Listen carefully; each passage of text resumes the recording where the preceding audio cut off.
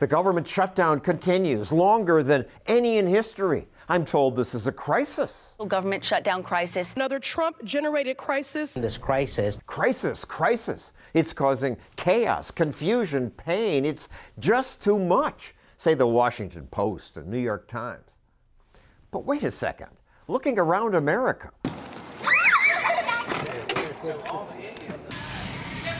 I have to ask, where's that crisis?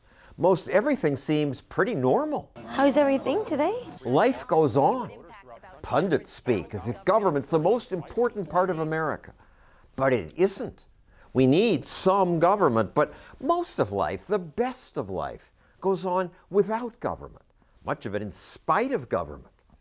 Of course, if you're one of the 800,000 federal workers who aren't being paid, the shutdown is a big deal. Are you freaking kidding me again? Seriously? Pay the workers! The furloughed workers get a lot of attention.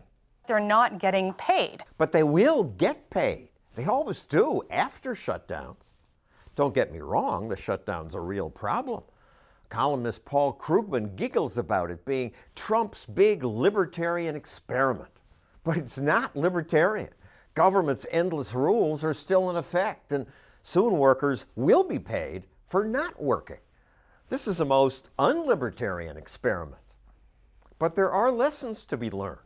Under President Obama's shutdown, government officials wouldn't allow people to enter public parks. The National Park Service is blocking access to parks and monuments. This shutdown, the administration's allowing people in parks. So PBS finds a new crisis: too much garbage.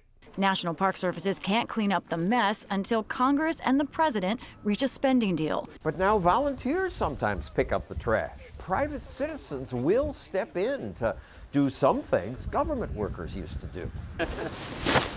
The Washington Post finds another problem.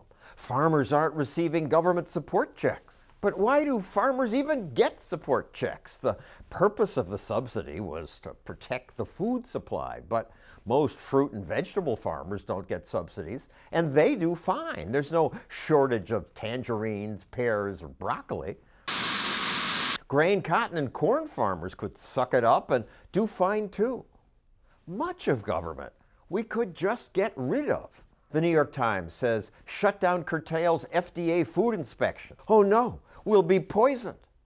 But if you read the smaller print, you'd learn that 80% of food inspection is done by the Agriculture Department, and they're still inspecting. But more important, the main reason food is safe is not government, it's competition. Fear of getting a bad reputation inspires most food producers to employ more safety inspectors than government requires. Beef carcasses undergo hot steam rinses and microbiological testing that go well beyond what government demands. Yet politicians want us to think it's all about government. Where government work is needed, privatize much of it. Even security work, like what the TSA does, is done better by the private sector. Go to San Francisco's airport, you'll notice the lines are shorter and they move more quickly. And passengers say the screeners are nicer. People here are friendly and willing to help. Not only are they nicer, the TSA acknowledged that they were better at finding contraband. That's because they're private contractors. They have to be better or they might get fired. Government never fires itself. We shouldn't shut down the government over a dispute, and you want to shut it down. You keep talking about it. The last time, Chuck, you shut it down. No. Finally, it's absurd that this shutdown is supposedly about appropriating $5.7 billion for part of a border wall. That's less than what Washington spends every day. $54 billion increase in the defense budget. Well, the Senate has passed the Farm Bill, a multi-billion-dollar legislative package. Our debt will soon reach $22 trillion. Government squanders money on useless things. They spent $300,000 studying whether Japanese quail are more sexually promiscuous on cocaine. So when government workers protest and say, "We are all essential," We all are essential. I say, give us a break.